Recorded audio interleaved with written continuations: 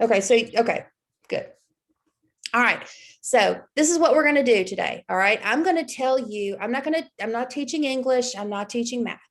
I'm not, I'm not worried about any of the formulas or anything that has to do with actually getting the questions right.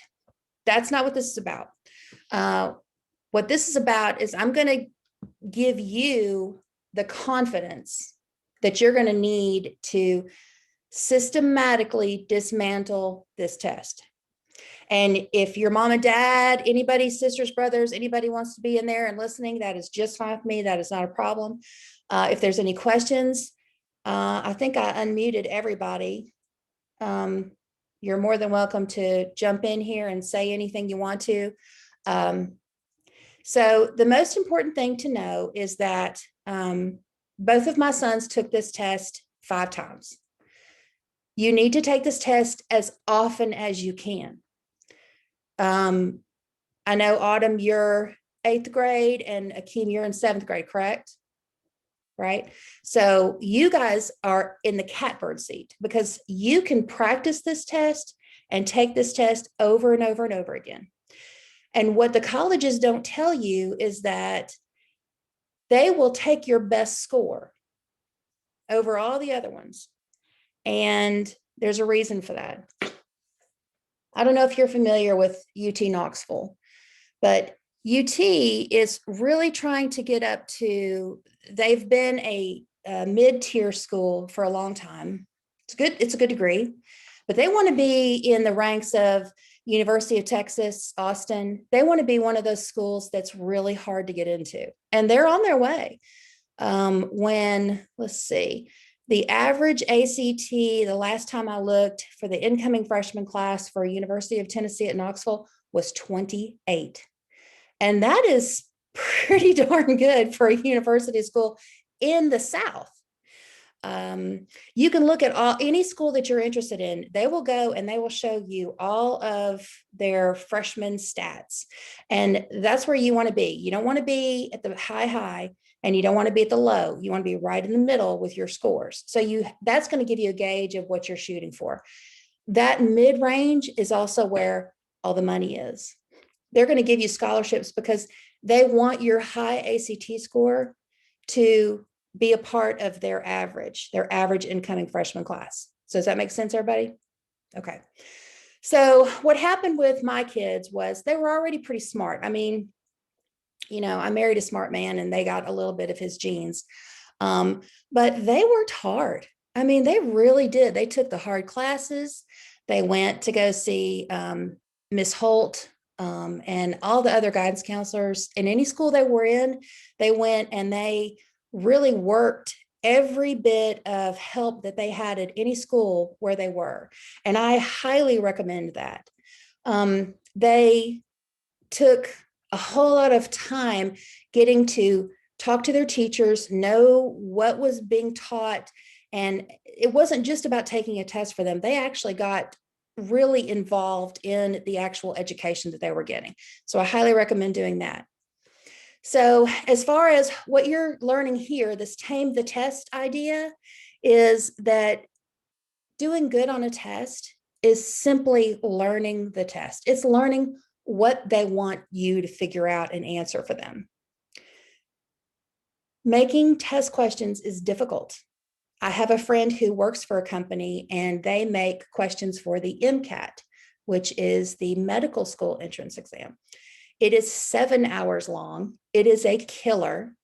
And she'll spend 3 months honing one question. It is not an easy job. And they make mistakes all the time. They will have accidentally leave an answer or even just a little nugget of a hint of what was an answer for a question that was 10 questions ago in a question that you're already in. Or they will use improper tense. They will have the right answer won't even be in the section. What you don't know is that they are actually testing new questions on you. So when you go to take this ACT, there will be 2 or 3 questions in there that won't count toward your grade. And they have put them in those tests all across the country to see how the kids do on those questions. So you're not only paying to take the test, you're paying to be their guinea pig as well, which I think is pretty interesting. So what we have to do is we have to make sure that you realize that the ACT is an old test, and it has been around for a long, long time. When you look at all these questions and you get real familiar with this, you're going to see that the questions that they ask are very, very easy to predict. Every book that's out there, and I didn't bring in my ACT book, I'll go grab it in a minute, but every book that's out there that's got practice tests, they are actual ACT practice tests. And there's a particular and consistent style where that is easy to see what they're talking about. And a lot of times, I mean, you can pretty much, once you've practiced this test enough, you will get to the point where you will know exactly which one is the answer. So when I was talking about both kids took it 5 times, not only that, but we practiced. We actually simulated the ACT. For each of my sons, we did it 4 times, which means that we took a Saturday and it was just Patrick and me or Graham and me, depending on which kid. And I had a timer and I sat in the kitchen and I acted like I was the proctor. And I actually timed him on each section. And it taught both of those kids the time management, the stamina, the patience. And that's why I'm saying you need to get these books. You need to tear the tests out of the books. You need to take the answer sheet out of the book. And you need to absolutely simulate what it feels like to take that test. Get your mom and dad, your sister, brother, whoever it is, to time you, and make sure you do it for 4 hours. Do the full, it's actually 2 hours and 55 minutes, but you get breaks and stuff. And then after you get done grading it, it takes about 4 hours to get it all done. And if you will do that, you will be amazed at the difference the first time that you do it and the second time that you do it. Because even your fingers holding that pencil and dotting in all those circles, your fingers get really tired. Your hand will start to cramp. But if you've done that quite a few times, you know when it's going to start to cramp, you know how to anticipate it. And it's just like practicing anything else. We already talked about the test questions. So you're being tested on, it's not, do you know math? That's the most important thing. It's not about that, because these formulas are easy to learn. It's where commas are easy. Coordinated conjunctions, that's easy. That's stuff you can memorize. But you're being tested on stamina, focus, time management. You're being tested on how you handle the stress. That is the most important thing. Your organizational skills and everything about that I just listed is stuff that you can practice and you can work on. Okay, so it's always in the same order. It's always English, which is grammar, sentence structure, that kind of stuff. Then math, which is your algebra, geometry, trig. They don't go into calculus or any of that stuff. Then you got your reading, which is the reading passages, and they kind of like all tell a story. And then you got science, which is how can you read graphs and charts and stuff like that. It's total 2 hours and 55 minutes, like I said, and it costs $46. And you sign up for it at act.org. Then when you go to sign up for it, it'll say, do you want to do the writing section? And do not do this. The only time you need to do the writing section is when you are a junior or a senior and you are trying to get into a very competitive school. If you're not interested in any of that, do not do the writing section. And your school will tell you that you need to do the writing section. If your school doesn't ask for that, like Knoxville didn't care, don't do it. Because all it will do is it will batter down your grade. It'll take you an extra hour that Saturday when you go. And it's very hard. Those writing prompts are very difficult. I mean, I'm a writer and I had a hard time with that one. So don't do the essay option unless you absolutely have to. Okay, so this is the important part right here. English is 75 questions, which is 45 minutes. That's 36 seconds per question. Like number one, if you can remember this alone, this is gonna probably get you 10 points right here because they love to overuse commas. Okay. And remember, with a comma, it is not something that you normally see in a sentence. If you think about it, a comma has a very special place in English punctuation. And it's only when there's a natural kind of pause. If you will read the question to yourself and see if that comma should be there, it'll sound strange if there should not be a pause there. Okay. And then you got number two, let's see. And then the subject verb agreement. This is another one that's going to save you a whole lot of points. When you go, and I don't know if you guys can read that or not, the owner of the company, along with his sons and daughters. Can y'all read that? Hello? Run the multinational firm together. Yeah. Are you the only one that can talk, Akeem? I don't know what's going on. Anyway, all right. So can anybody tell me which word is wrong? If you can't, that's okay. Multinational, it's A, multinational should be multinational. Okay. Run should be runs. C, along should be together. Okay. Obviously, the C and D are silly. I made those up. But now A and B could give you a run for your money. Hot run, sorry. But A and B could give you, you might have to think about that for just a second. But what it is it's subject verb agreement. And so the owner is singular. So the verb has to be singular, which means the owner runs. If you can learn how to handle these sentences right here, you will do so good in that English. Commas and subject verb agreement. It's so easy. It really is.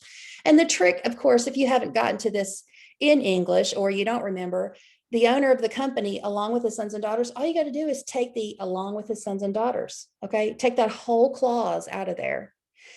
And then what sounds right? The owner of the company runs a multinational firm. Okay. That's all you got to do for that one. So those two things right there in English are going to save you so many points if you can remember those. Okay.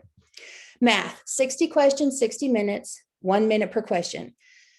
The questions at the very beginning, like the first 20 questions, are the easiest ones. Okay. So that's going to be the stuff like that you learned in middle school. And if you can get through those pretty quickly, if you don't know one, skip it. Just go on and answer them. And when you answer one and you know you got it right, whatever you do, don't go back to it. Circle it, cross it out. If you know you got it right in any question on this test, get it over with. Just cross it out. And I used to circle the entire question, so I knew I didn't have to look at it again. What happens is that you have to understand and read the question very carefully. All over this test, they'll give you all this information and fill your brain, and you think, oh my goodness, what in the world is that? You read the question, but by the time you actually get to the question, you actually get ahead of yourself and you think you know what they're asking. But if you will be very, very careful and slow and read what that question is actually asking, a lot of times the question doesn't even require any thought. And that's one of the tricks that the ACT people do.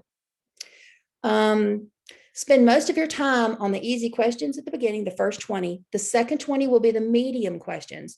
And the last 20 questions will be the ones at the end that require all kinds of computations, and just don't even worry about those. Spend most of your time on the first 40 questions. Okay. If you don't get to the last 20 at all, that's okay, because you will have done better on those first ones than you probably would have even thought about, because you were in a hurry to get through them all before maybe. So also be sure that when you get done with a question, mark it out somehow so you don't come back. As a matter of fact, one of the things that I used to do was, if I got to a question, like a whole page of questions, and I had, answered them all, I just folded the page over. Like, how you can fold a page and it turns into a fan, fold it over. And then that way, you don't even have to go back to that page. Okay.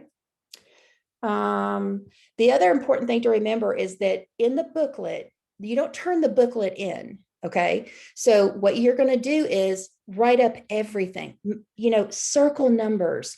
You can make little drawings, anything you can do to get your brain to think what do I need to do to answer this question? Because there's going to be, like, they're going to tell you two numbers that are important, and then they'll have a third one that's just a decoy. We'll cross that third one out. If you know that's the decoy, just cross it out. Another thing that I would tell you to do for sure, and this is why I had you print out the answer sheet, don't touch your answer sheet until the very end of math. And you can do this for the whole test too, but especially for math. Your answer sheet is for math only going to distract you. And the reason why is this: when you're in that math booklet, if you'll just set your answer sheet aside and then just go ahead and circle the right answer, or put a huge A next to the one, that one, and that's the right answer, go ahead and do the entire test that way. You will be done so much faster. And remember, you've got those 20 questions at the end that if you have some time, you can go and concentrate on those. And so at the end of the test, what you want to do is, you have all your answers right there in the booklet. Now you transfer them over to the circles and fill it all in on the Scantron sheet. Saves a ton of time then figuring out the answer and then going over the Scantron sheet. And I will tell you what, that helps with TCAP. That helps with any test that you take with a Scantron sheet, because the Scantrons, remember, you have to concentrate so hard on getting it right inside that bubble. I mean, it is so, it's such a time killer to worry about that sheet every single time you answer a question. Okay. And remember, time management is one of the things we're being tested on. All right. So next, for math, your pencil is your best friend. Also, that Scantron sheet is your best friend. Your pencil, if you will measure your pencil before you go to the test, like when you sharpen it, okay, and your pencil is, let's say, 6 inches long or 7 inches long, you actually have a ruler in your hand. That sheet of paper is 8.5 inches long on one side by 11 inches on the other side. And there's also 4 right angles. So you can use the pencil and the paper to kind of give you just a little bit of a gauge when you get to those geometry problems or anything like that. So don't forget about that. If you're sure of your answer, circle the entire question.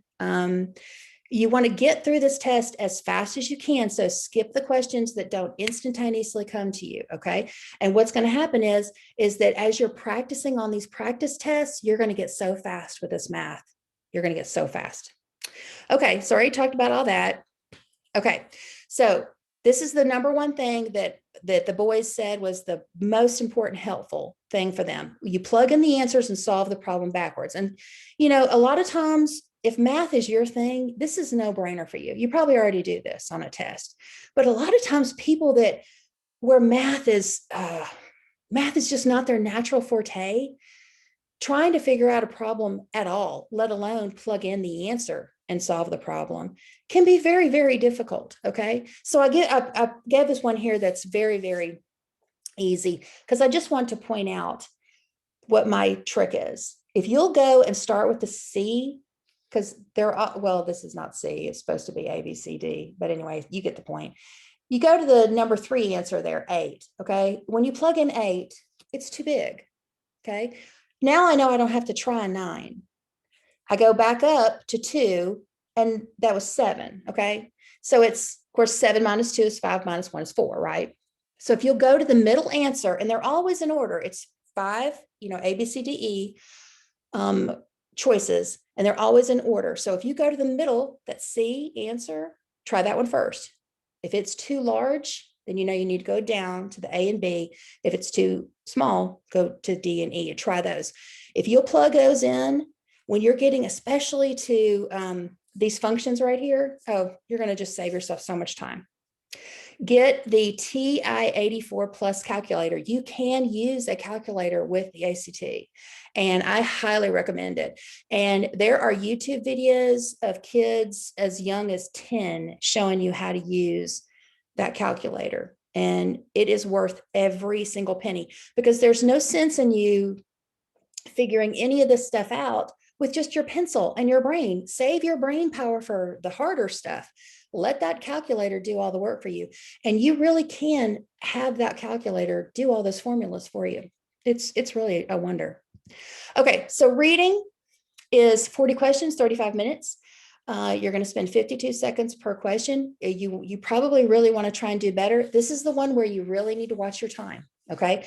And the 35 minutes will be over in a flash. Skim.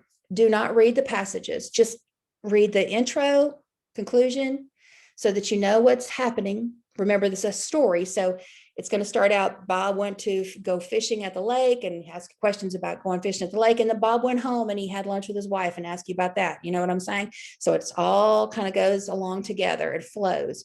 Well, you need to know enough about the story to know the flow. However, you don't have to read the whole passage. Don't do that. Every single question, every single answer will be in there. What you want to do is train your brain to go find the answers in the passage. And they're there. You can absolutely know you got the right answer when it comes to the reading. You just have to train your brain to not need to know exactly what's happening in the passage. And that's not what we're taught in school. We're taught in school, read everything, think about it, and then go answer the questions. That is not how you do the ACT. Uh-oh, a gift from Zoom. Okay, well, good. Have I been talking 40 minutes? Oh, for heaven's sake. It says 20 minutes here. Anyway, read the intro, the conclusion, and then you're going to read the first line of the next paragraph, okay? And you're just going to go just read a little bit at a time, and you're going to be able to answer those questions. And then you can also go back and check. And once you read that question, you know you got it right. Mark your little letter so that you can go put it on the Scantron whenever you feel like doing that. And then you don't go back. All right. So the next thing about reading is that it is a treasure hunt. You can go and find those answers in the passages and you know you have it. Okay. You don't have to be a good reader. You just have to hunt for those words.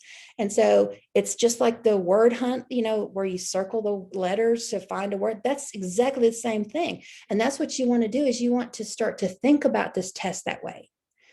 Like it's a treasure hunt, like it's a game. And I'm not kidding you. I mean, this is exactly how my kids did so well, because we practiced it so much that they were looking for the tricks that the ACT people put in, and they could spot them. They'd practiced it so much they could absolutely spot it. Read the questions carefully. What exactly is the question asking for? I can't stress this enough.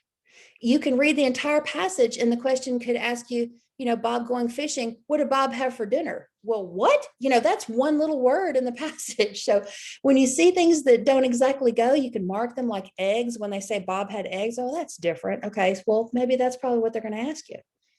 So underline the key points. All right, now science. Now, this is really the whole point of the ACT, remember, is to exhaust you. The ACT is set up so that you, you start with that English. And English, let's just be honest. English just is awful. Nobody wants to know that stuff. Nobody cares. It's grammar. Nobody cares. Then you got math, and math is fine, but it's still exhausting. So you have those two. You haven't had a break yet. You don't get to have a break until after you get done with the reading section. So you have to do all of these sections like without any kind of like there's been a lot of times when the proctors wouldn't even give the kids a lunch break. I mean, it's just crazy. So at this point now, it's almost 10:30 in the morning and you're exhausted with this stuff. You've been sitting there this whole time. Your fingers are, just crushed, and your hand is probably spasming. Your bottom hurts for sitting in that stupid chair, and you really can't get up and walk around. You can't do anything. You're probably thirsty. You probably love to have some water. You probably have to go to the restroom. And then you got to face this science. And what's so crazy is that it's not even science. It's more reading. So they have absolutely set this up to test your patience. They've set it up to see how well you can handle having to deal with something that isn't even what it says it is. However, the cool thing about this science is that the answers are in the charts. The answers are in the graphs. So again, don't read the passage. Don't waste your time. Unless the question specifically says in the passage, located in the passage. Most of the answers in the science will be right in those graphs. What? There's a call in. I don't know what that means. Anyway, so science is going to be the easiest one because all the answers will be there. So by the time you got into science, we've already figured out where all the answers are in reading. Okay. You just have to get fast. Math, we did the best we could with those answers. Okay. And most of them, the easy ones and the intermediate ones, probably got them all right. Okay. And then you probably get some really good guesses to those hard ones. And then English at the beginning, once you had the subject and verb agreement and you got the commas down, most of that English, I mean, you learned that in the ninth grade, right? So come to science, you know you're going to get all the answers right here because you know where the answers are.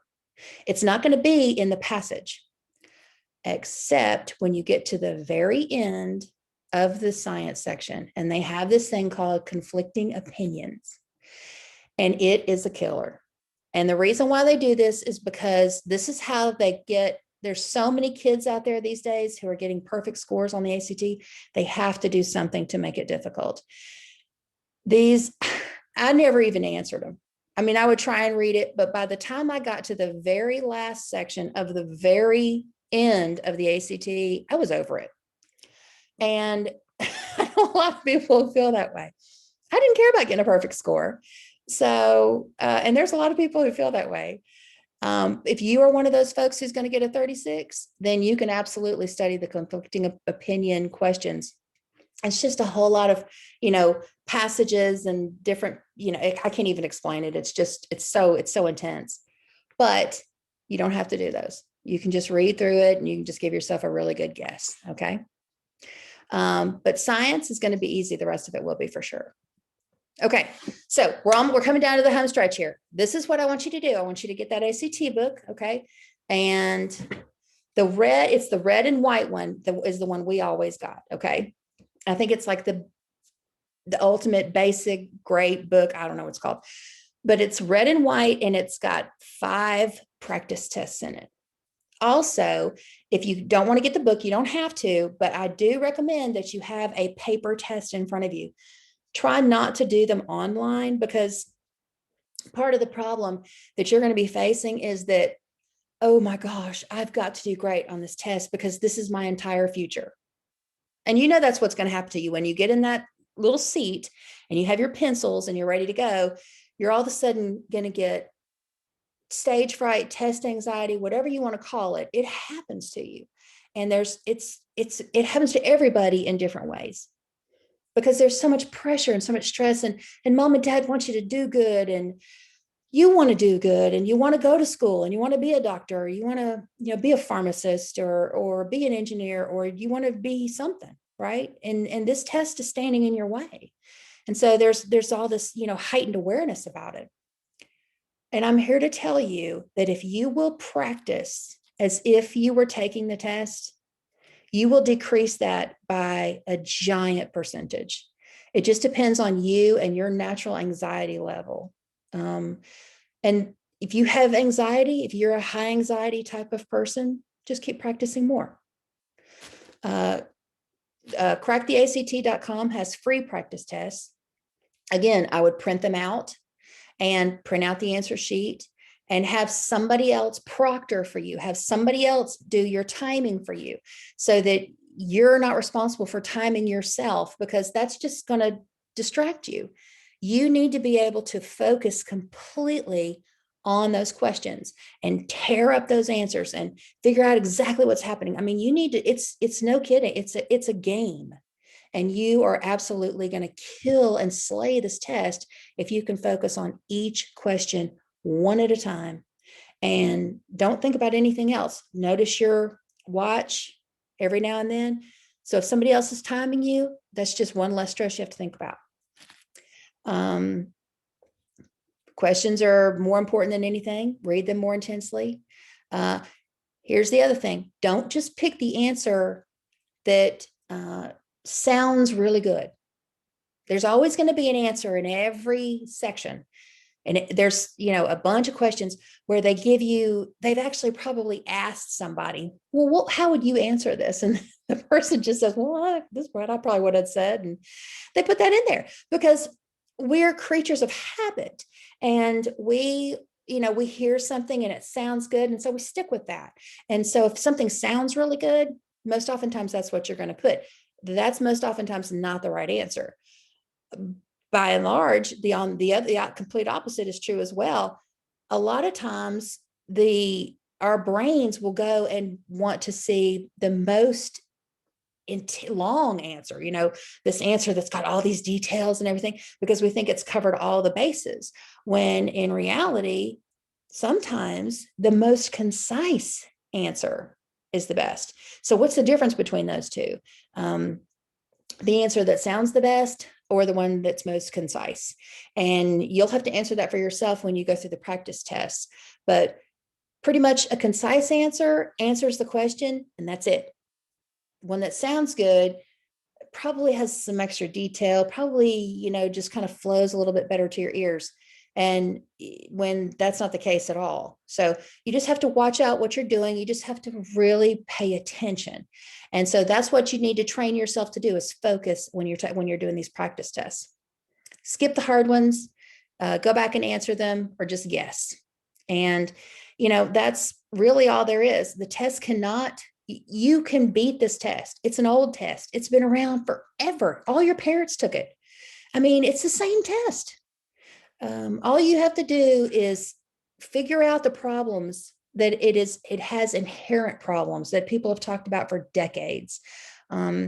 You'll always see the right answer because they still haven't ever fixed those problems.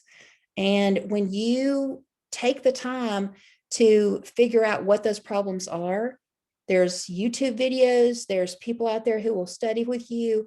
There are books. I mean, there's so many ACT books. It's incredible. And you can figure out exactly how you can tear this test apart. Okay. So this is the last thing I want to tell you about. And I think, let me see. All right. So you're not going to have any more test anxiety.